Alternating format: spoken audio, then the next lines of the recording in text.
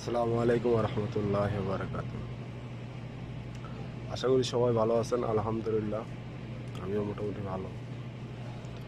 তো ভালো থাকার জন্য যা প্রয়োজন, সর্বপ্রথম প্রয়োজন হচ্ছে যে মানসিক শান্তি। আমার দৃষ্টিতে কোনো প্রবাসী আজও পর্যন্ত যে মানসিক শান্তিতে আছে, আমার দৃষ্টিতে আমার সেটা মনে হয় না।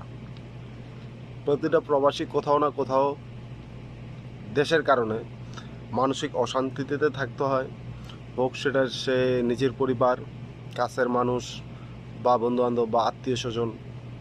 প্রতিটা স্তরই যারা প্রবাসে আছে, ওই প্রতিটা স্তরই তাদের অবহেলা, লাঞ্ছনা, টেনশন, বিভিন্ন ধরনের ঝামেলা নিয়েই আমাদের প্রবাস করতে হয়।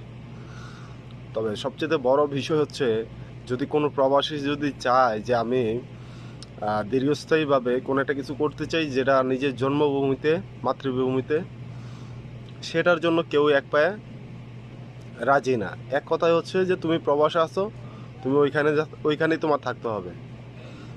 আর সবচেয়ে বড় কথাটা হইতেছে, প্রবাসীদের কেউই কখনো সাপোর্ট দেয় না। সে বিদেশ যতদিন থাকবো ততদিন পর্যন্ত, আর দেশে গেলে তার কেউ কখনো সাপোর্ট দেয় না, আজও পর্যন্ত দেয় নাই। তো অনেকটা সময় সবচেয়ে বেশি সমস্যা হয়, প্রবাসীরা অনেক সময় স্ট্রোকের কারণে মারা যায়। দুশ্চিন্তা, টেনশন, পারিবারিক, আত্মীয় স্বজন, বন্ধুবান্ধব, এই পাড়া প্রতিবেশীর কারণে। তো মানুষের জীবন তো একটাই, মানুষের জীবন তো আর বারবার আসে না। মানুষের জীবন একটাই, যেহেতু এই দুনিয়াতে আমরা একবারই আইছি। আর এই যেদিন জন্ম হয়েছে ওই দিনের থেকে মৃত্যুর দিন শুরু হয়েছে আমাদের। তো প্রবাসীরা তারা কখনো বলতে পারে না যে তাদের সুখ দুঃখ কি আছে।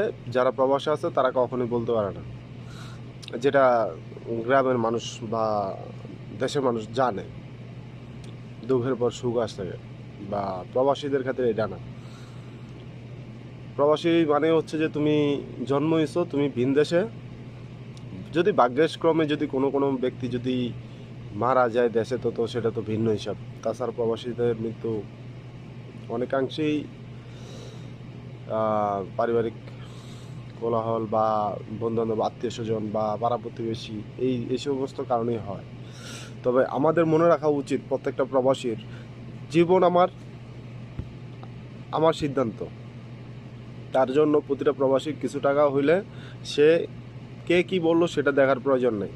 সে সরাসরি দেশে গিয়ে যদি কোনো একটা কিছু করে, আর যাই কিছু করতে পারে, যদি দুই মুঠো ডাল ভাত খেতে পারে, আলহামদুলিল্লাহ, হালালভাবে, হারামভাবে না। এটাই হচ্ছে সবচেয়ে